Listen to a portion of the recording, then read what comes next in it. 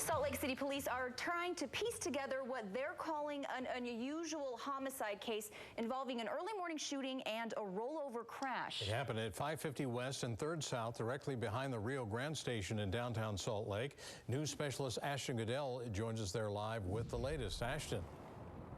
Well, Keith, and actually early this morning about 7:30, people heard gunshots in this area, and then they saw two cars coming at each other. One rammed the other right here and flipped it over. Now, police are trying to piece together what happened here, but there are some challenges to this case. This short stretch of road is often the backdrop for gang violence and street crime.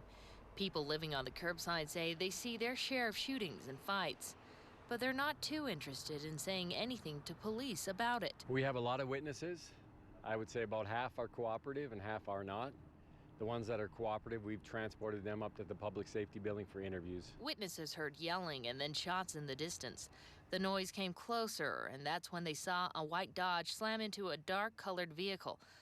Onlookers say they saw a woman with a gun hanging out the window with a threatening look, and then the car turned the corner. We spoke to witnesses at the scene here and said there was some type of confrontation with a white vehicle.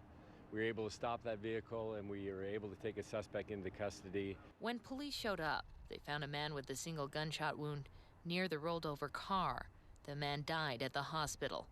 Police shut down the street for several hours to reconstruct the scene, which they hope will give them answers. We know it was all involved in one incident, but we have different groups that will be investigating the different pieces of the incident.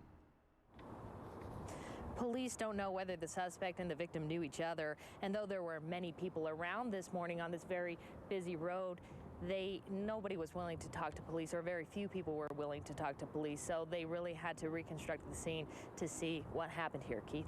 Interesting. All right. Thanks, Ashton Goodell, downtown Salt Lake tonight. Salt Lake City firefighters